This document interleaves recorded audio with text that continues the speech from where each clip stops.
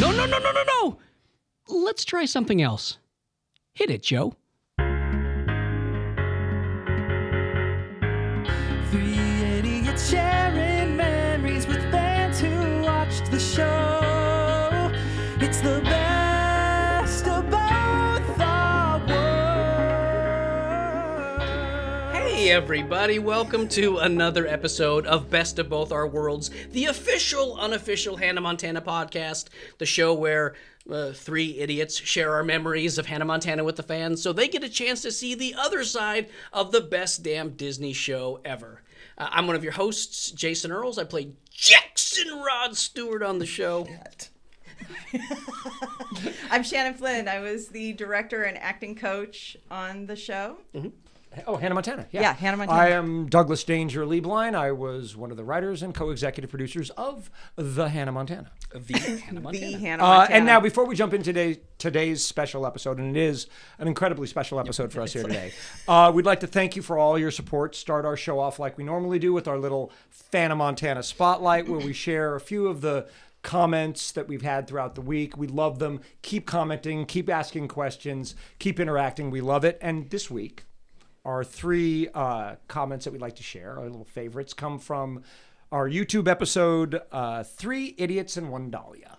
Our first comment is from Ivan Magnus Martinez 78, who wrote, "Please have her back again. This is such a fun and good episode." Obviously referring to Dahlia. Dahlia, that's right. Yeah. I'll be back again. We will. Yeah, she was a great guest, a fan favorite, and like you said, all of our comments are related to her today. At Sierra Blackwell 9596, she commented, "Aw, Jason, I so understand your feelings around wardrobe. As a short, mid-sized girl, it can be frustrating and honestly upsetting sometimes. LOL, this episode was amazing." That was me talking about how I got a little self-conscious during fittings or whatever. One of my favorite parts of the show is we do get a chance to sort of share our own experiences. Sometimes they're positive, sometimes they're negative, and people relate to it. And so, yeah, I'm glad that I got to connect with Sierra Blackwell. Graceland Girl 8 commented, "One of my favorite episodes so far. It's been so much fun learning where all of the iconic looks originated from. Thank you all for sharing that with us, the fans." Okay, so if you guys think you want to be a part of the Hannah Montana Spotlight in the future, just leave a comment or review on YouTube, Spotify, Apple Podcasts, TikTok, Instagram, Facebook. Call your mom, tell her you love her, remind her that the podcast exists, whatever, doesn't matter. If you leave a comment, you're in the running. And then the last thing before we get to business is make sure you check out bestofbothourworlds.com for all of our videos, behind-the-scenes photos, giveaways, and a little merch. All right, Shannon. Okay, so this very special episode. Let's stop messing around. And it's a special episode. Why? Because we have somebody here. Are you guys excited? I am so excited. I'm so excited too. Guys, there's a million ways that you might know our guest today. He began his career in entertainment at a very young age with the breakout lead role of DJ in the animated movie Monster House. He became, settle down, Shannon. There's way more to go. He became a household name, dominating Disney Channel with starring roles in the Disney Channel original movies Life is Rough and Hatching Pete. This person voiced the role of Jeremy Johnson in over 80 episodes of Phineas and Ferb. Played King Bradley in almost 50 episodes of Pair of Kings. Released a self-titled album with multiple hits, including Hey and The In Crowd. But I know him best as one of my favorite co-stars from my favorite Disney show ever, playing the hilarious Oliver Smokin Oken in about 90 episodes of Hannah Montana. This person has had a very special place in my heart for a little over 20 years now. You know him. We all love him. Let's give a warm welcome to the man who had the jerky, Mr. Mitchel Musso. Thank you. I'm so sorry you had to sit through the first 6 minutes of this podcast just to get to finally introducing you. I'm soaking it all in. Yeah. Can we just make Mitch an honorary idiot today? So Yes. Yes. Four, not idiots. Four idiots. Four. Yeah. There were definitely four. We're so happy that you're here. Yeah. When was the last time you saw these two idiots? Over a decade. I feel like you and I have sort of come in and out. We went a couple of years without seeing each other. Then you had that movie premiere that we went to, where you and Emily and Moy and we all grabbed dinner. And then a couple of years went by, and then we just recently started doing some convention We're stuff on a together. journey Dude, together. we're on a journey. We got dates. We have a lot. Yeah, we actually got really, really lucky because you live in Texas, right? Yes. Yeah, and so the whole reason he's in LA is because we're doing a little nostalgia con together We're this doing weekend. the convention run. Yeah. We're meeting the fans face to face as Mitchell and Jason and Jackson and Oliver.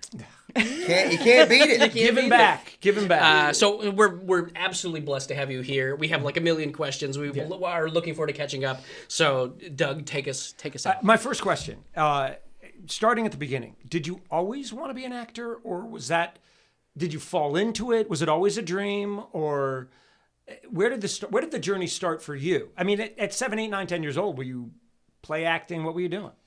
Yeah, and it was I think 9, but honestly, it did find me. Right, all the parts found me. Yeah. I don't think I was ever chasing acting or music. But, I've been so lucky where I'd always been working. Were you an extrovert as a kid? Were you like always... Well, the only reason that I worked was because my grandparents grew up next to Kim Dawson. Okay. So they had a house on Park Lane. Kim Dawson, which is a massive agency in Dallas, Texas. Kim Dawson is no longer with us. But she lived next door to my grandparents. She saw my little brother and said, "Oh my gosh, you're the most beautiful kid that I've ever seen. Can we make you the face of the adolescent, the toddler, whatever, the child for just grape juice, the JCPenney's, Dillard's catalog kid." I was jealous of the attention. Once you see your little brother in the mall, you're at the mall, you're in Dillard's, and you see Mark, and he's the little face. He's got his little football and his shorts on or whatever. And I was jealous of that, and I said, "Well, Mom, I want to do that. I want to be that." Mark's She not goes, even "Perfect." athletic. You can't even play football. Right? Like nobody talked about my brother like that. No. But he was like it was larger than life to see that, and I said, "Well, I want to do that." And so my mom had brought me to Kim Dawson, and they said, "Well, you're not good looking enough to be a model." But no, I'm serious. But maybe you just your facial expression, you might be good as an actor. And so she sent me out on the commercial audition for Board and Milk. Board and Milk is big in Texas. I don't know if it's everywhere, but it's Texas brand. Board and Milk, and so I booked that audition. And from that point, it was like 17 commercials back to back. I didn't miss. Wow. Right. Wow. I just kept like getting these commercials until we ended up booking Secondhand Lions together, which was the first breakthrough role. So it's me and Mark on a set with Haley Joel Osment, Robert Duvall, Michael Caine, something bigger than we could ever even imagine. Jennifer Stone is our sister. So we were all in this little circle, and in walks little Emily, and I know her as Trudy, with the pigtails. So I was like in awe. Right. I was enamored because, oh my gosh, this is so cool. Oh gosh. Come to find out years later, we're all on a show together. I had forgotten that you had like that way back connection with the Osmonts, like from Secondhand Lions. That's so very cool. beginning. That's incredible. I know, it's pretty incredible, right? And so that's how I got in. So a career born from jealousy.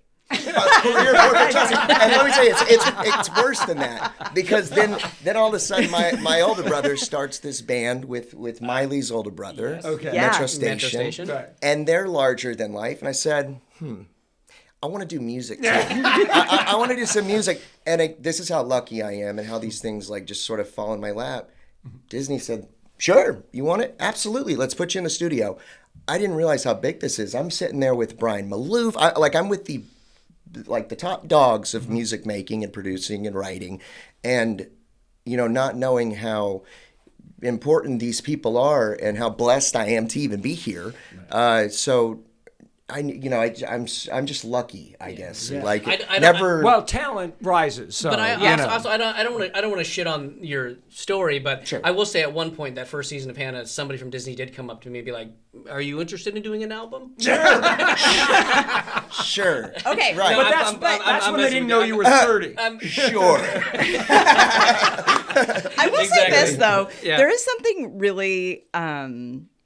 There is something really great about not knowing, like the how high those people, like how incredibly yeah. important those people are. To just be like, yeah, you know what? I want to do this. And then not knowing that, holy shit, I'm working with like some of the top Like, don't be producers in intimidated music. by Yeah, everybody because in the then room. you're Oh, just if it in there was doing your today thing. and I was on the set of Hannah, I would have treated it completely different. Like and I don't know how? if that would have done the show justice. I would be more professional and less living in the moment as a kid. But you're an adult now, and you were a kid then. I'd look at it differently. We're probably a third of the way through the first season right now on the podcast as far as like the episodes that we've rewatched and talked about. And one of the things that is pretty obvious is how like raw you guys are as actors, but you're all so freaking funny and charming, and you commit so hard that like if you were just like really studious little professional like little robot actors, I don't know if the show would have been as funny or worked as quickly as it did. You guys were all just so good together, and you were so fearless together. Yeah. That, like, I don't know. Like, I don't know. And I actually thought about this the other day. So like when you're an actor and you're reading a script, you know, they'll call it a cold read, which is the first time you read the script. Yeah, right. It could be amazing, which typically it is amazing if you're a good actor, right? If you know how to memorize lines or read a script, whatever. If you know how to read the format, it's really good. And then you could work it 100 times, and then it's really bad. Right. Yes. So there's something very fresh and organic about not thinking about anything. Yeah. And just being there in the moment. Right. Which is probably why the show was. People connected. Dude, I believe in that so much. I would always say to like directors, or I mean, not always to directors, but I would let them know if they asked. I've never seen anything that was funnier the fourth take than it was the second. Like, in general, like you want that like that excitement and that that first time energy. Yeah.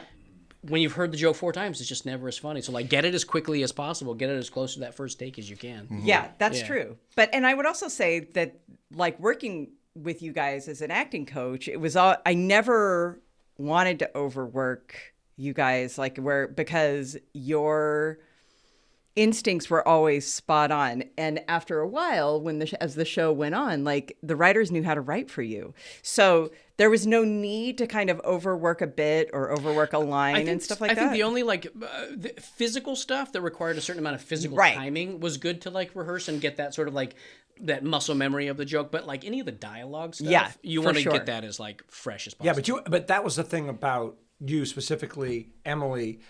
You were so good right off the bat at the physical stuff. We like when we're watching the early episodes, we're talking about there was some awkward moments, growing into the part. Us awkwardly writing because we didn't know who you were to write to you, or performance of. But the physical stuff was always out. That backwards fall on the couch. You do like there's a trust fall where like you're having a sort of a it was crisis. the Shakespeare episode. The Shakespeare episode. I don't know if you remember it or not, but Miley's supposed to catch you and you do a trust fall and she turns to answer the door and you just like fully like aboard commit to the fall and it's perfect. There's another one where you're buffing my car with the waxer, and you touch the car, and you like literally fling yourself off. I remember. And it's just so you're so high in the air, you're so committed to the bit that like from the rip, you guys as physical comedians were like spot on. There's something super fun about throwing yourself on a furnace, right? But I think if you were overthinking it, if you were too professional, I think you would have second guessed yourself. Yeah, and there was there was something about not having that fully formed brain that allows you to like throw yourself off camera. She's calling you dumb. No, I'm saying like she's calling me an idiot. I'm dumb. Right. So you end up doing like things like the like Monster House and other things leading up to Hannah, which I was actually very intimidated by you in the beginning because you were coming off Monster House. Still is. A bit. Funny side note, and we'll probably cut this because it's such a non sequitur. But like there was probably a 6-month period where I was texting Mitch, like trying to connect with him or whatever, and I get no answer, and I was just like, oh god, he's too cool. And I really try so hard. No, he had changed his number, and it turned out not because of me, but like. Jason pulled up his phone. He has like 7 different numbers of. And none of them are right. There's like some 76-year-old woman somewhere who's just going like, "Who is this guy keep texting me?" But so anyway, you were coming off Monster House, and then the Hannah like audition came up. Yeah, talk about the audition process a little bit, if you don't mind. The audition process was. I mean, mine was so easy because I just did Life is Rough with them. So they were like, hey, we want you to come do Dolly Hollywood or whatever it was. And I was like, oh, that sounds great. It's a pilot and it's with you and 2 girls as your best friends. They said, perfect, let's do it. One's a pop star at night and then she's your best friend during the day. How cool is that? Awesome. So I was already kind of far ahead. Yeah. The only audition that I had was the mix and match with. Do you remember who you read with? I remember Miley and Emily. That's all that matters. But you read with somebody else for both of those roles as well. They had Miley was always Miley. Okay. Right. By the time you I think that there was probably another one of me. There's probably another Oliver there. I don't remember who it was, but somebody else reading with Miley and Emily and whoever the other Lily, the person who was auditioning with. But when me and Emily and Miley walked in the room, and it's you can still look up the audition. It's live on YouTube. There's something about it that was just so chill. Yeah. Yeah. And how excited were you when you got the call that you had booked it? Was it I was even more excited that when we got the call that it was picked up to series? Yeah, and you don't really know what that means. All that it was hey, you and Emily and Miley are going to do this show for the next year or 2 or whatever it was. That was exciting. Were you like me during the pilot? I felt like by the time we were done shooting the pilot, I was pretty confident it was going to get picked up. I didn't know if it'd be like a runaway like hit or anything, but I was just like, this just feels like it's gonna go. I know because I wasn't smart enough, like Shannon keeps saying. I just wasn't. My frontal lobe wasn't developed yet. No. Well, at that point, you were such a professional. You're like, oh, this thing. Okay, fine. I guess I'm doing a show now. All I heard was, hey, you get to move to LA full time, and I said, perfect. I'm so excited. This was the show that brought you to LA, like. Of course. Yeah. This was the first pilot, long-term show. I remember you specifically on the pilot, especially the scene in the schoolyard when you were like, "Hey, babe, how you doing?" and like walking through. And I remember like I don't remember that, but I remember like Lee, who shot the pilot and was my mentor. I have to keep mentioning that; it's contractually obligated. But like had very. Like, she had to do very little to try and pump you up to get to that level of confidence. And especially when you were hanging outside of the window, I just want to comb your beautiful hair. And then and you falling out the window. It was just so effortless. Oh, I do remember that.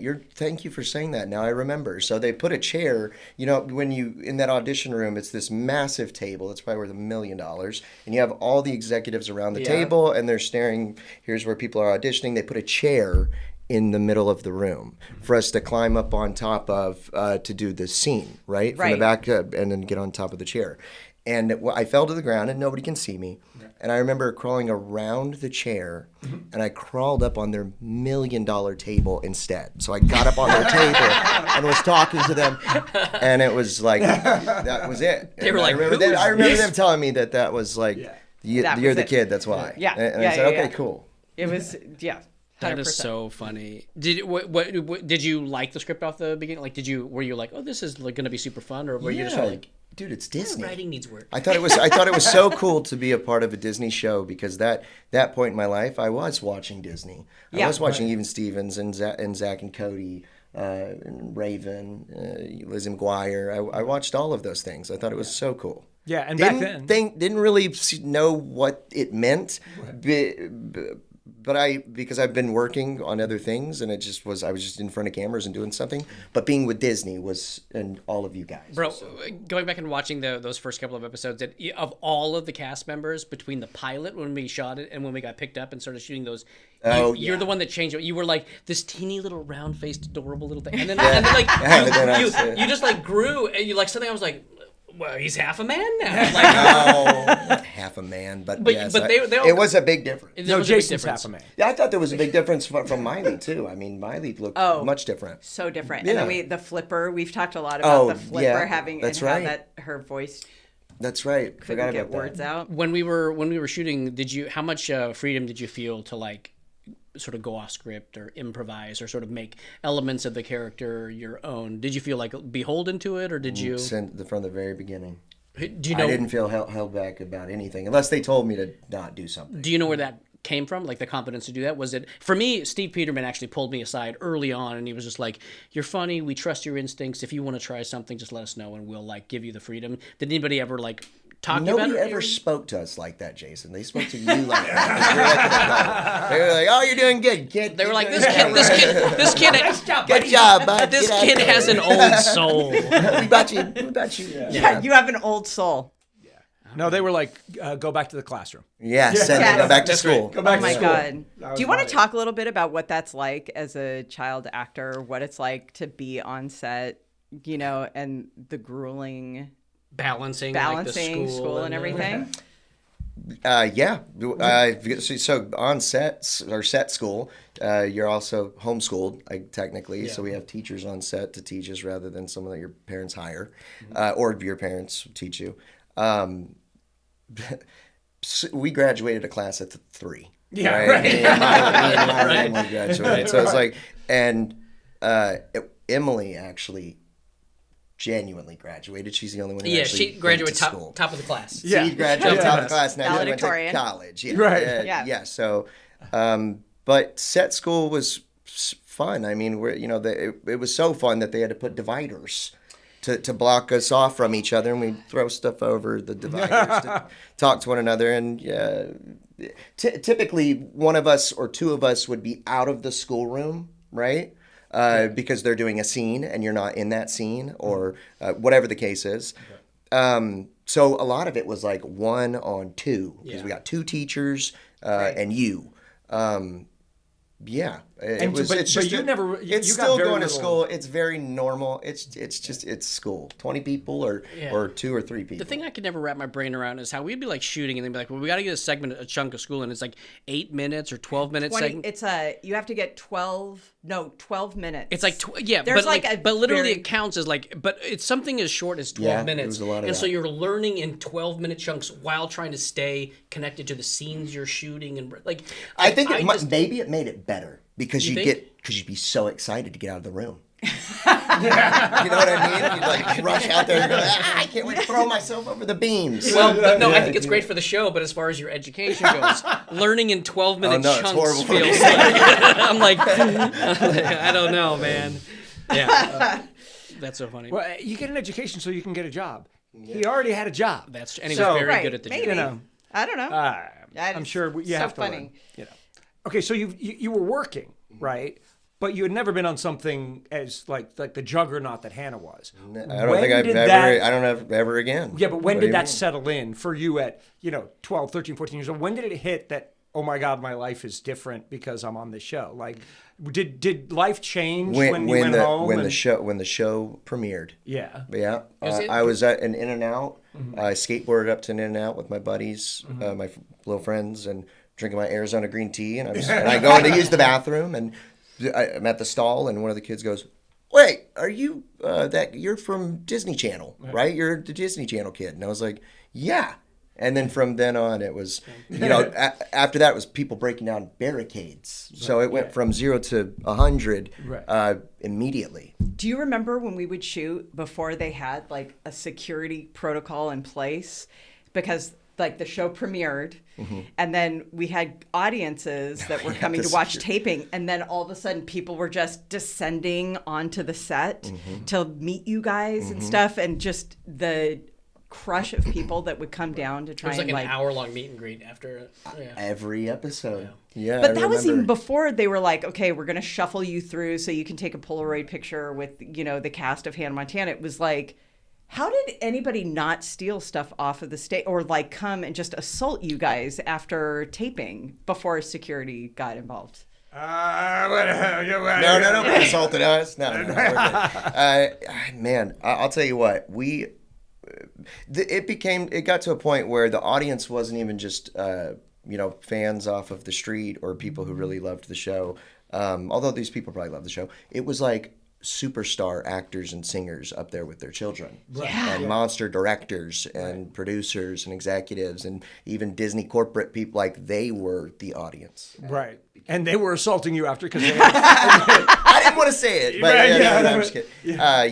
It became our audience was like very important people, Like who? Do you want to? I like Tom Cruise and Connor and Jaden Right. Smith and Will Smith and Obama's kids are coming to the set. Eminem's trying to come to the set. He's got to bring his guns and stuff like that. It's like it was everybody wanted to be on our set, right? Right. Yeah. Everybody wanted to be on the set. So It was we had to turn people away, right? And Yeah, it became yeah, like yeah. security now, where people couldn't go to the back rooms. You definitely can't walk into the dressing room area, right? Unless you're us or somebody of you like y'all, like.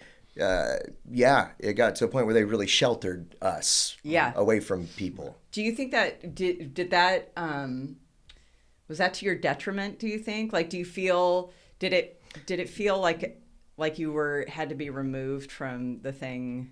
I don't know if that makes sense. I mean, if you're saying if it feels like did it make us change in the bad way or a good way? Yeah. Emily and Miley turned out great. I'm okay. Right? I think they did whatever they did were fine. Yeah. No, I always felt like it ends up being such a tricky thing where you go from like Texas, now you're on a show, it pops off, you get really, really famous, and like you're the most important thing in this sphere for a while. And that's awesome. But all we did was have fun. But all we did was, but then it also ends. Like it wasn't like that. We were never like thinking like that. We never talked. During the time we didn't think that way. But you do end up like having this a little bit of an existential crisis when it's over, right? When it was over. Yeah. Oh my gosh! Yeah. Because when it was like you're saying like an episode or like the show. No, the show. When the show was over, dude, Yeah. I was sad when we had to leave work. Exactly. You know what I mean? Like, even God at the forbid end the of a show's taping day? over. Yeah. Yeah. No, I think I would, again, I would have treated it very differently, which probably wouldn't have been in favor of the show, right? Yeah. But I think Because it was like I a hear what whimsical, you're saying, nonchalant, just sort of like, see you tomorrow, see you next week. Yeah. Whatever, right? Right. I can't wait to get back to work. And if we weren't at work, we would be snowboarding.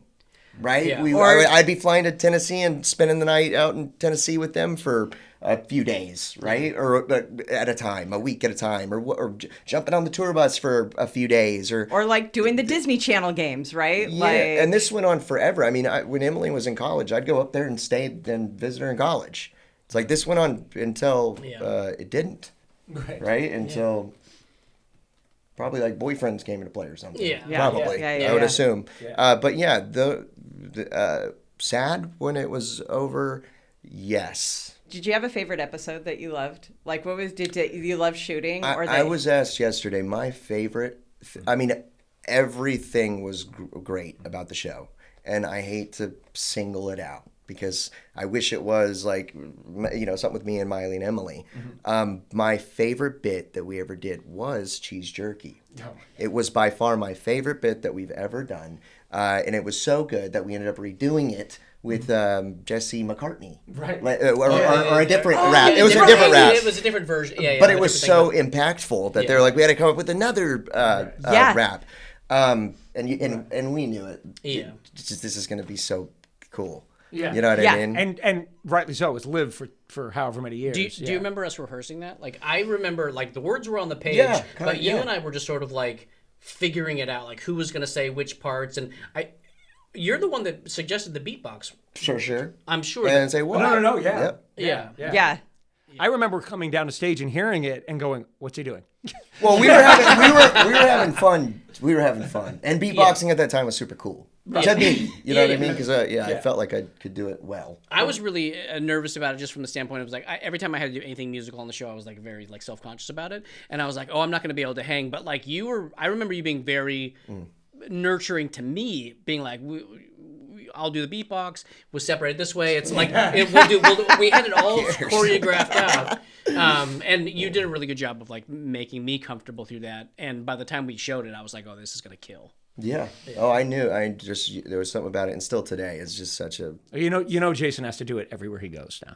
You know that, right? And as his agent, he is not allowed to do it anymore. not allowed to do it anymore. Well, the two of us have not done it in 17 years or whatever. 17 Yeah, years. probably. So what's it going to cost?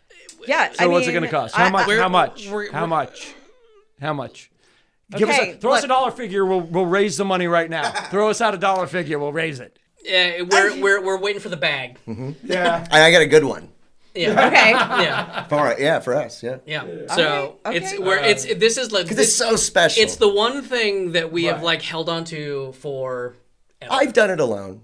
I've done it You've alone done as it well. alone. I've done it alone. So Wait, what are we talking done about? It alone. I It's have coming. not done it. Okay. All right. Okay. All right. All That's right. All right. Stay tuned. All right.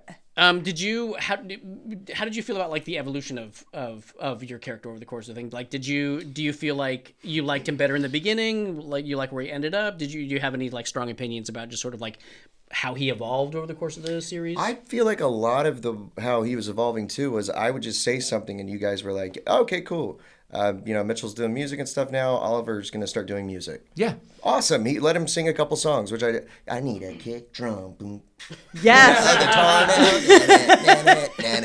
And a beat. You know what I mean? So like those little things. We learned early play to you the actor's strengths, right? What do you guys do well? Let's play right into your wheelhouse. And you guys were so interesting and it was not difficult to write to what you did. We didn't have to sort of cram you into the whole. You didn't force us to do anything. Yeah, no, we just never. You were naturally funny. Jay was naturally funny. Miley, Emily were naturally funny. We just played into who they were. And I have to say, like doing that American Idol adjacent episode when you really got to sing was so exciting. Yeah. Because it was such a departure from anything we had seen before in that character. And then Totally. knowing that that's where you were headed in that direction and then being able to follow through with that in season 4. when you I got to go ended on up being tour. like cool enough to start dating Emily, which is tight. Yeah. You know what I mean? So I was like, all right, cool. Did you ever feel like like early in the show, did you think you would eventually circle back around and Oliver would date Miley? Or did you always think that after you learned the secret and realized, oh, I'm not into her because she's Hannah Montana, that like Emily was a natural place to go? I think that was probably on y'all. But because like watching Harry Y'all Potter, could have gone either way. It would have been fine. but watching Harry Potter, you're like, Hermione should have ended up with, Harry, like, Right. and she ends up with okay. Ron. So like, but did you always feel like No, Oliver should have I ended up don't with think Miley? that would have been proper for Hannah because Hannah Montana's larger than life, and Emily and Miley were the best friends. So I don't think that would have been good for the show. Right. Yeah. It would have brought Hannah Montana Well, down a little bit. I definitely don't think you guys should have. Honestly. Yeah, I don't think you guys should have dated like after Emily, just as opposed to you ever ending up with Emily. Did you feel like Oliver should have been the? I honestly never thought about it like that, Yeah. but I was not mad. And not that the show didn't undermine itself at every turn in terms of the secret, but after you learned the secret, there was that moment of Oliver being grossed out by the fact that it was Miley. You know what I mean? Yeah, like I there was think that they moment started of like, putting that in there that it would be gross, as it should, right? As it should be, because we were yeah. her best friends, right? Right. Yeah. yeah. Yeah. And I think it was a wonderful dynamic to have these Totally. three. Whatever you did something great. Yeah. Right. Yeah. So Now the thing that I don't remember is you were a regular for the first 3 seasons, and then with 4th season, which really, as we know, wasn't the 4th season of Hannah Montana. It was the first season of Hannah Montana Forever. Oh yes, that's right. Because it was a different show. Doug has Yes. a giant axe to grind here. Oh yeah. We'll get into it in a year and a half when we get to those it's, episodes. Disney, Disney accounting. Yeah. However, all we knew is we don't get Mitchell for every episode. We only get him for 2 episodes, right? So like, what happened there? Like it wasn't like we made that decision. Do you remember what was going on with This you? is another part of it that was like you guys just Disney. I don't know. I guess y'all weren't in control of that, but Disney. I asked for my own show, and I was shooting Phineas and Ferb. I was shooting Prank Stars, and I was shooting Hannah. That first and last episode of what was it called? Forever. Hannah Montana Forever. Because I was at a point in my life that I just thought I was so cool, I needed my own show or something like that. And they're like, "Yeah, sure. What, we already have one written." I was like, "What is it?" "You play a king of an island." And I was like, "Yeah, I like that. That sounds perfect." You can do the theme song and everything else. I would absolutely. I'd love to do that. Would I have gone back and done every episode? No. You know what I mean? I think that I did it. I think that I did what I was supposed to do, and and I wanted mean, to we go produce selfishly something. wanted you because you were great, you know. Obviously you guys have awesome guest stars and people that came on the show, and but I didn't think it was necessary. No, not at all. You felt like you had done that, Yeah, and you're ready for the next sort of challenge or next... Or the next season would have came out is probably what the back of my mind was saying, and I'll do another couple episodes, and it never came. But sure, yeah, I didn't think it was going to end because you don't think about it like that when you're at that age. I didn't think about it like that until now. You know, man, if we could do another season, my gosh, if we could just do another episode, if we could do a movie or an hour-long episode, I would 100% do that. Yeah. It's probably never going to happen, but that's not because of us. You know what I mean? That's just because that's not where everybody is in their life. Right. And we all have a say over our lives now. Yeah. Right? I think that what we've all learned over these years of working, especially with the channel, is how to say no to things, because before we didn't say no to really anything, right? Unless it was just something so ridiculous and our teams were like, he's not doing that or she's not doing that. When you had Emily or Miley or you or me, Moises, we didn't say no to anybody or anything that y'all thought of. But none of it was like life-threatening or changing or anything like that. So we were happy to little give, little take. Hey, I want to sing. Of course. Hey, you have to do these lines. Sure. You know, whatever. I always felt pretty confident in that wasn't. It was forever. It wasn't like the end. Right. Yeah. And it was sad. It was sad for all of us when you know when it was the end. You know. Yeah. But you guys felt like you had told the story though, right? Like by the time we got to the end of we felt like Forever, we felt like we had no more stories that we could have made changes. You know, like that whole idea that we had at the end of the fourth season, which is what is life like when the secret is out for her. I think we probably could have done another season of what is it like for Miley when the world knows her, when there's no more secret Hannah Montana. It's everybody knows. We probably could have done another year of that, but everyone had moved on at that point. Like the channel had moved on. So. I remember Steve Peterman said when at the beginning of the season, because we all knew that it was going to be the end.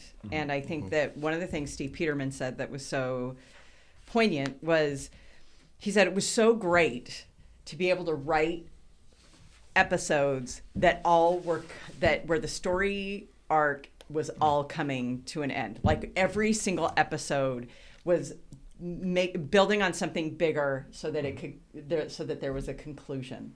Right. And I thought that was so interesting. He said it's rare that you get to be a writer on a show where you know that this is going to be the end, and then you get everything you get to write comes toward that conclusion, and how awesome that was. And I feel very lucky because one of the episodes that you got to come back for was one of my episodes, which is where you said that Jake was cheating on Miley. We had Sheryl Crow on that episode, and you guys got to that was so much fun.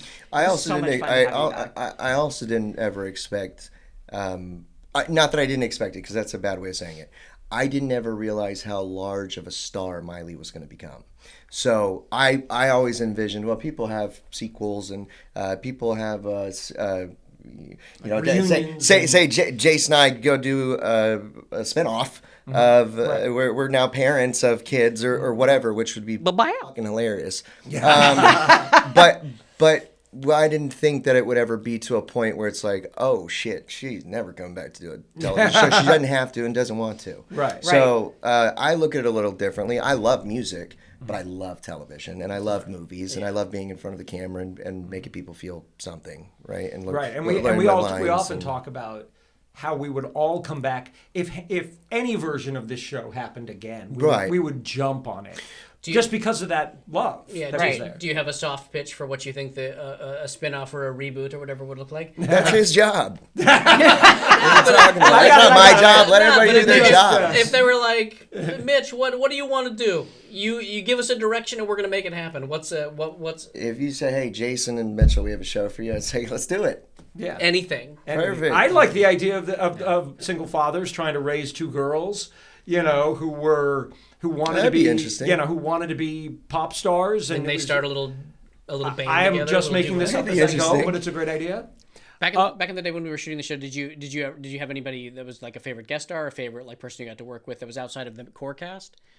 It could be any of the reoccurring people, like anyone. That is a really tough question, and I plead the fifth because we had so many wonderful people on that show. Right. I mean, we had so many wonderful people. But on there that show. was You just said somebody Sheryl that Crow, came- and I'm like yeah. Dolly Parton. I'm like, we've had Yeah. so many. Yeah, wonderful people. everybody has the same answer, which is, well, how can you not say Dolly? I can't. You know, and I know, and but because she's like, I don't. Yeah. That is valid. Yeah. It's an extensive list. I know. Of very cool people. When I was 15, 16, 17 years old, like any normal teenage boy, I was out there drinking, getting high, trying to get laid, like any kid, like any normal kid. This directed to me. Yeah, kidding. it is a This question question for is- you. I'm just kidding. No, because you have a unique perspective, which is we did it. First of all, there was no social media when I did it, thank God. Yeah. And second of all, nobody cared, right? My parents cared that I was out late. You know, nobody. Yeah, you that's did true. it under the microscope of America. Like you had to grow up and make those mistakes and do all that stuff with everybody watching. Yeah. Was that like? How was that? I mean,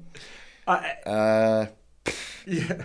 Different. Yeah. I guess it's You know. different. I feel like maybe the biggest difference was like whereas first season, if we wanted to go to Sushi Q down the street and eat, Oh my nobody God. bothered us until the show came out. And by season 3, if you go, like you're dodging paparazzi following you For and stuff sure. like that. So Yeah, and as a kid, as a 15, 16-year-old kid who's just trying to, you know, talk to girls and have fun and whatever, it's got to be maddening that you can't go out. Not at all. It actually works in your favor.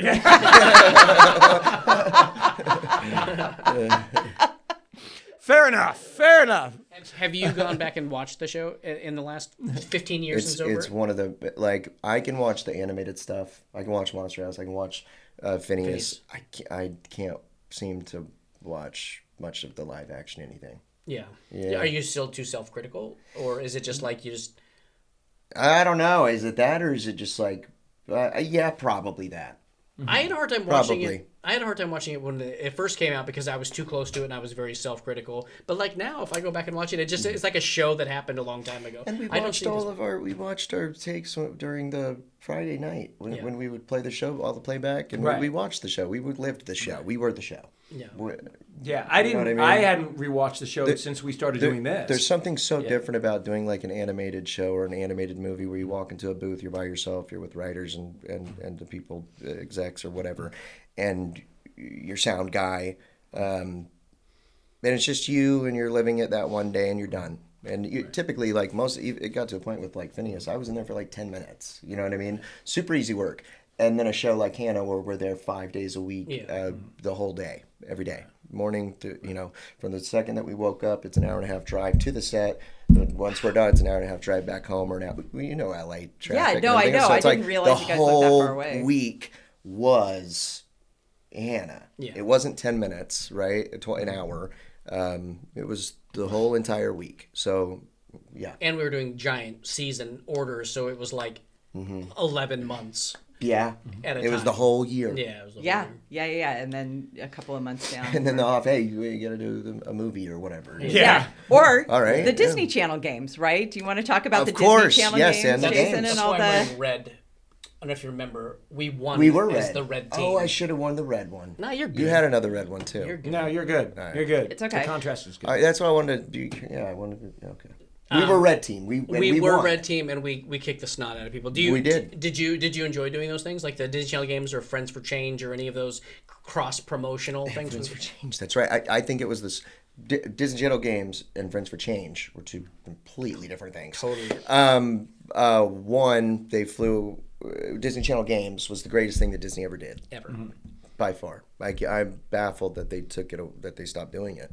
And they stopped doing it when we were still doing, So they'd fly us all to Florida and we'd all be together, not just us. This was international. So it was Disney Channel stars around the world on their own shows. And you're hanging out, playing games all day. And then at night you're at the Animal Kingdom all together at this beautiful resort at Disney World. So those trips, even when they held it in California, that second one, although Florida was the best, right? It was just it was the first Cheetah one. Girls. Yeah, It was yeah. Zack and Cody. It was High School Musical had Yeah. just dropped. It was the coolest thing that Disney ever did, because we all got to be together and just be kids. It wasn't very scripted. There were certain things that we had to do promo wise, but it wasn't scripted. Who's winning and being. We were competitive and we were having fun. We were it talking wasn't shit. it wasn't predetermined who was going to win what. Absolutely not. We were Oh, literally that's fantastic. We were literally it was competing. great. It was fun, and then go to the park. You know, you're off for 2 days. Go play at the park, and you'd be with everybody or whoever you were gravitated towards that day. Yeah. Riding a ride, and they'd stop the ride. Nobody's allowed on the ride, right? They pause the ride. You have this line of people, and they're like, "Oh my gosh, we're so excited to see all of you guys on this ride." And they're like, "Okay, do you guys want to go again?" Yeah. We go, "Yeah, run it back." And we'd go again, and they'd just be waiting and just be like, it was very presidential. I mean, those are the sort of things that'll warp your sense of reality a little bit. Where you're like, we're kind of a big deal. Yeah, and then you go back to the park now, and you're like, an hour and then we long did way. like the water park, and All of it. And honestly, one of my favorite parts of it was everybody really enjoyed the games, but it was bragging rights all year. Like we would just talk massive shit to each absolutely. other. We were the best. We were the best.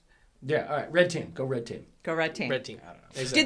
Did you guys shoot the Disney Channel games and like Friends for Change and stuff? Did you guys do that on hiatus, or was that during the longer hiatuses, or was that during the week-long hiatuses? That was absolutely during a hiatus for sure. That was no week In between seasons. Yeah, but the thing is I don't think it was like that for everybody because there's the rotating schedule of stuff shooting. Oh, for sure. And so Sure. some people would probably like their Gearing show would up have to go 3 down weeks for a week later, and- they were starting their show. Yeah. Maybe 6 weeks for us or 2 Got months, something like that. Yeah. Yeah.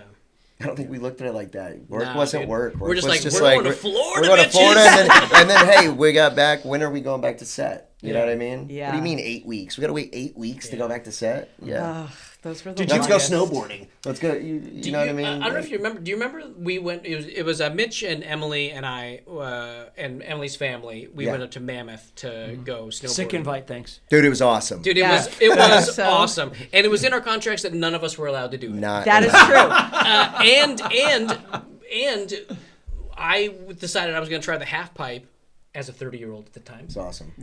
And Amazing. I had a walkie-talkie in my jacket. Do you remember? I fell on the I walkie-talkie do remember and that. I cracked my ribs. I do remember And I couldn't that. tell anybody at the show. So for like 6 weeks, I'm doing stunts in my own shit with cracked ribs, I trying to not remember get that fired now. off the show. Yeah. So here's one. Do you have any? I know we're kind of getting someone who's seen all the sides of business. What would you tell young actors or young performers or young YouTubers and creators that want to have this kind of life that they think that was the life they perceive to be, and behind the camera, and the life that you have now? I would tell kids who want to be actors or pursue and chase their dreams, and whether it's online or on camera or singing, to go for it. Do you? Do I think that you should run to LA and pursue something in hopes like to read scripts? I did. Yeah. Worked for you. It did. Yeah. You can't win unless you play, right? You got to try. Follow your heart, follow your dreams. Totally. Right. Or be jealous of your brothers. Yeah, right. Or your sisters, Dream born from whatever it is. jealousy. Yeah. Reminded me of how hard it is to be a kid and how unbelievably hard it is to be a kid that is famous, that everybody knows. Like, you can't can't live a normal life because No, but you're right. Some of the girls, your first kisses and stuff were on camera. Or whether they were guest stars or right, yeah. Right. And it's a workplace romance. It's not a lot just of firsts. Yeah. a lot of firsts on that show. Really? A lot of firsts. We're not going to talk about that. Well, no, a lot of firsts just in life. Just Right, yeah. firsts, No, true. A lot of things. I have a favorite story, which is when I was pregnant, which was 90% All the time. of the time that I spent on Hannah Montana. But there was a day when all of you, Miley and you and Emily were being so silly on. It's when actually, and it was the episode when you found out or when Miley found out that you two were dating. And I remember we were in the Rico set, and you guys were so not focused, and you were so just flipping around, and some people behind me when I was directing were getting very, very frustrated, and they were like, get in there and get them to focus. And at that time, I was pregnant with my youngest, and I went in there and I was like, guys, it's getting very tense behind the monitors. I need you to we just need to get through this scene. We just need to get through this scene. By the way, I'm pregnant. Okay, let's go. Yeah, a lot. Let's roll. You give me flashbacks just now. I was like, okay. Yeah. And then it was, you're what? And then I said, I'll tell you more, but you have to focus. I remember. And then you guys did, and we got through the scene. And then I have a picture that we'll put up, which is you and me backstage, where I am very pregnant with was tripping. Nora, and I you were remember. like, and you used to talk to my baby in my stomach all the time, all the time, and it meant the world to me because it was like the sweetest. That was a very sweet story. Doug, yours was okay. Thank you, Welcome Shannon. to their lives. Shannon, thank you. Thank you. It was working with you guys meant the world to me. It was quite possibly some of the greatest moments of my career is being with you guys. Me too. And being able to work with y'all. It's truly. Okay, I'm not going to cry because then people will make fun of me. Because Miley would make fun of you. Somewhere in the back of my head, Miley's. I have a very quick memory. Whenever I think of you, literally for the last like 17 years, if somebody says your name, there's an image that pops into my head, and it sort of has to do with the Disney Channel games that we played. I remember that last year, us kicking everyone's ass. You, me, it was like Nick Jonas, Anna Maria, Brenda Song, just a murderer's row of awesome of awesome Disney people. But after we won the games, there was the big party afterwards. It was like the big dance, like mixer thing. And everybody was hanging out, joking around, having a good time. And I have a million pictures with everybody. But there's a picture of you and me together, celebrating, got arm around each other, and you're kissing the top of my head. And Which I did a lot. which I did a lot because all of our families were so close. Everybody was just like, But for whatever reason, it's the sweetest picture, and it like every time I think about it, it like makes me remember how lucky I feel that like we got to work together way back when, and that like you were just such an important part of my life at that time, and it is, and I just the image is always in my head of just how sweet that was and how much I appreciated you. But I still to this day it's my favorite picture. I can kiss it right Do you now. have the pictures? Thanks, buddy. No problem. So for your fellow cast members, we'll tie it up with this. Give me a one sentence descriptor or The first thing that pops into your mind. into your First head. thing that pops to your so mind. if I say Robbie Ray or Billy Ray, describe like the experience working with him, how you feel about him, just like what is Father figure. father Other figure. figure. Ah, there you go. Rock star father figure. Jackson or Jason. My baby. Moises. My other little baby. You cannot love that dude. Emily. Beautiful queen needs to be treated like one. Yeah. Always. And then Miley. My sister who's larger than life, who I admire tremendously. Yeah. I love that. Oh. Yeah.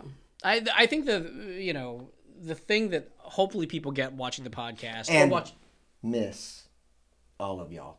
I would tie that with all of y'all. Yeah. Miss everybody. Yeah. Always. Yes. Even being this close, you're still like, we can get closer. Yeah. You know what I mean? Yeah. Little chairs together. Yeah. Well, but yeah, I think that's hopefully what people get out of the podcast, watching the show back, seeing anything that we ever post on, any of that stuff. Like how much we all just genuinely had fun together, and how much it was a real family thing. A lot of shows say that. I don't think a lot of shows are really that. Well, I think that it really was that for me. Yeah. Yeah, I worked on a lot of shows. You've worked on a lot of shows. They're not all like that. This one was special. Yeah. Yeah, cast and writers and everything. It's So easy. Yeah. And I think it goes back to what you said before is like if we weren't living in the moment, if we didn't, I think we all knew kind of instinctively how special it was, but I think we can only appreciate how special it was in retrospect, and we couldn't have that unless it was 20 years later, like recognizing it with our maturity and our age, like how fucking incredible it was to have been a part of something like that. Very blessed. We were very, very lucky. Do you have anything you want to promote, shout out for yourself? You got anything coming up? The only thing that's coming, like the only thing that we're talking about right now is this little journey that you and I are on. Which, if you guys are out and about and we're in your city, please come see us. And there's some music in the works, so we're working on some music stuff. We'll promote the hell out of all of I it. cannot wait. You let us know. We'll shout it out as much as we can here. And Doug's writing us a new show. That's right. Oh yeah, the new show. That's right. Yeah, That's right. So basically, if we sort of track our socials, anytime we're going to be in a city doing our thing, we'll let everybody know. And it has been really fun. The show we did in Dallas was like an absurd amount of fun with the fans and taking pictures and telling stories. And it was it was so much fun. So we're traveling. Thanks you guys so much for hanging out with us. If you want to watch the pod, make sure to subscribe to Best of Both Our Worlds YouTube channel. It helps a ton if you leave us little comments. Please shower us with praise for Mitch for coming on the pod. We're so excited. He hung out with us. Smash the buttons, ring the bell, all that. I'm very, very tired. Follow the show at Best of Both Our Worlds Podcast on Instagram, on TikTok at Best of Both Our Worlds, and on X at Babao Podcast. Don't do that. Check out the website, bestofbothourworlds.com, for all the cool merch and pictures and links to all of our episodes. This has been Best of Both Our Worlds, created and hosted by Jason Earles, Douglas Danger Lieblein, and Shannon Flynn. Executive producer Renee Colvert. Produced by Jeff Murphy. Filmed, edited, and finished at Quest Pacifica, with special thanks to Katie Boyum and Lee Anthony Smith. Original music by Joe Serafini. Social media strategy by Shelby Stahl and Beloved Social. And with that, I will say, good day, Daddy. I said good day. Woo, woo, woo, woo. We did it. Thanks, buddy. Let's shoot this.